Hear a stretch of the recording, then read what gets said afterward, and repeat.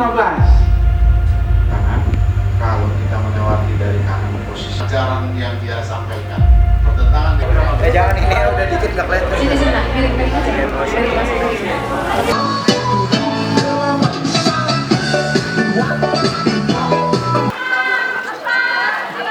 Maju lagi Yang dulu. belakang, siap-siap. Yang belakang, siap-siap. Semangat. Makasih ya. jadi itu ancaman.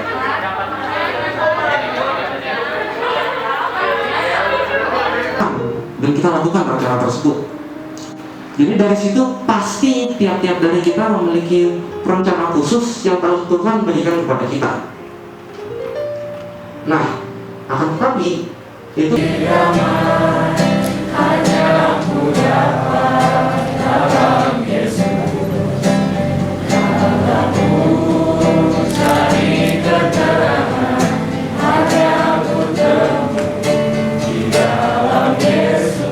membaca bersama-sama. Saya akan membaca ayatnya yang genap dan saudara membaca ayatnya yang genap. Filipi 4 ayatnya yang keempat sampai yang ketujuh, demikianlah firman Tuhan. Bersukacitalah senantiasa dalam Tuhan. Sekali lagi katakan bersukacitalah.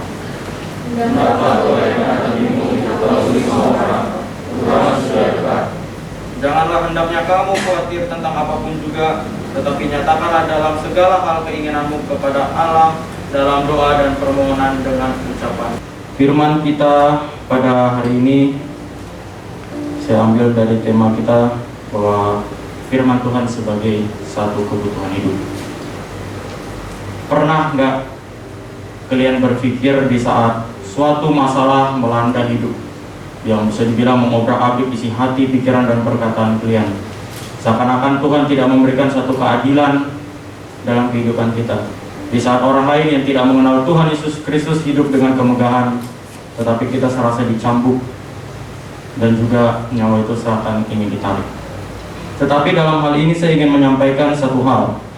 Apakah kalian dan saya tentunya memikirkan kembali seberapa besar berkat yang Tuhan berikan di balik kehidupan yang sulit dalam kehidupan saya dan saudara? Pada hakikatnya, orang dapat dilihat bahwa firman hanya sekedar ilmu yang bisa dilupakan.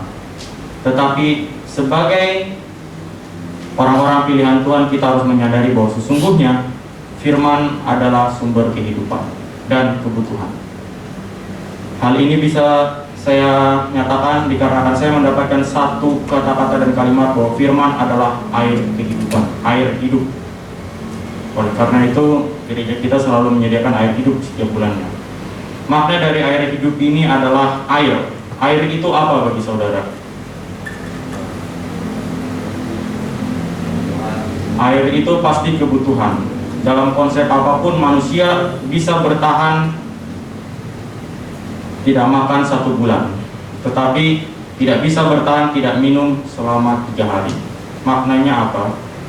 Air itu bukan sekedar kebutuhan yang harus dipenuhi supaya kita semangat, tetapi konteks yang paling utama adalah air itu menyegarkan. Ketika air itu mengalir dalam kehidupan kita, yakni satu firman, satu pedoman yang telah kita pelajari dan kita ketahui bersama dalam kehidupan kita, dalam persekutuan, ibadah, berdoa, dan lain sebagainya. Masalah sebesar apapun tidak menjadi penghambat untuk kita untuk menyelesaikan suatu masalah, karena Tuhan tidak pernah memberikan masalah itu datang ke kehidupan kita, tetapi Tuhan mengizinkan masalah itu datang untuk mencobai kita. Tuhan ingin melihat seberapa besar kekuatan iman kalian. Tuhan ingin melihat seberapa besar kerinduan kalian dalam menelaah setiap firman dan menjadikan itu sebagai kebutuhan. Ketika kamu mengatakan Tuhan tidak adil, saya susah, teman-teman saya bersukacita, apakah kalian pernah menyadari bahwa sesungguhnya sebagai orang Kristen kalian memang harus memikul salib? Tetapi yang harus kalian sadari, mereka tidak memiliki satu kuasa yang menyertai sampai akhirnya. Karena pada dasarnya kesulitan kita dalam memikul salib kehidupan, kita tidak pernah sendirian, melainkan Tuhan selalu menyertai kita. Artinya apa? Ketika ada masalah berat, Tuhan tidak pernah meninggalkan kita hanya diam atau bahkan terjatuh. Dalam prinsip hidup saya, ketika saya lelah, ketika dalam latihan saya pandang orang-orang bersiap mengalahkan saya, beberapa putaran dalam pelarian, saya berpikir lebih baik saya terjatuh tapi bangun kembali, karena pada dasarnya berlarilah sampai orang-orang yang tidak seperti kamu melihat kuasa Tuhan itu bekerja, sehingga mereka mengagungkan Tuhan. Bahwa sesungguhnya doa yang kita sampaikan kepada Tuhan dengan penuh percaya dan ditambahkan dengan usaha kita akan sangat besar kuasanya dalam kehidupan kita. Dan firman Tuhan sebagai kebutuhan adalah salah satu penentu generasi-generasi yang akan mengembangkan bangsa ini, bahkan bagaimana motor gereja bergerak dalam menyebarkan pelayanan. Dalam hal ini, apabila firman tidak menjadi kebutuhan untuk menguatkan iman saudara-saudara, tentu kita semua akan terlena. Kita tidak akan berjaga-jaga akan siapapun, akan orang-orang luar yang berusaha menghancurkan reputasi dan juga kemuliaan Tuhan dalam diri kita. Ketika kita sudah menjadikan firman itu sebagai pedoman, pengingat, dan juga satu motivasi di mana saya hidup, di mana saya berdiri di tempat yang telah Tuhan berikan, saya harus menjadi berkat dan kemuliaan bagi nama-Nya. Karena pada dasarnya manusia datang, manusia diutus sebagai pelayan. Kita tidak bisa hidup enaknya saja. Kita harus dicambuk untuk merasakan damai yang diberikan Tuhan di kemudian hari. Tuhan itu sudah dekat. Tidak ada yang bisa mengetahui kapan saudara dipanggil. Tidak ada yang tahu kapan saya dipanggil. Tidak ada yang tahu kapan Tuhan datang menjemput kita semua. Oleh karena itu, kita harus menjalankan setiap perintah yang ada dalam firman-Nya, karena firman itu hidup dalam kehidupan kita.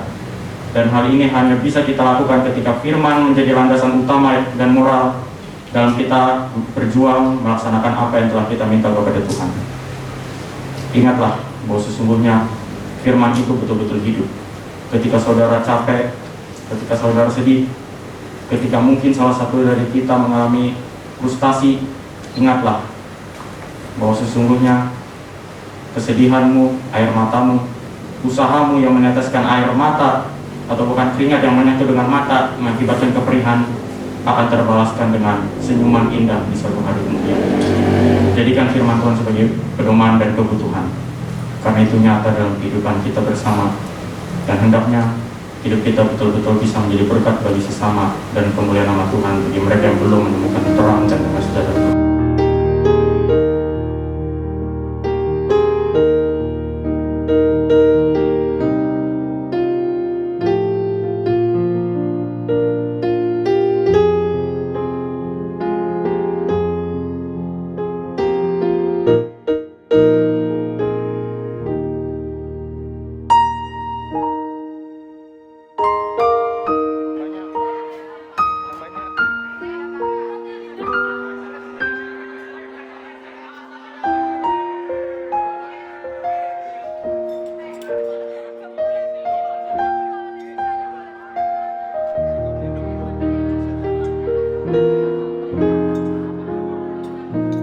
Kateksasi 2022.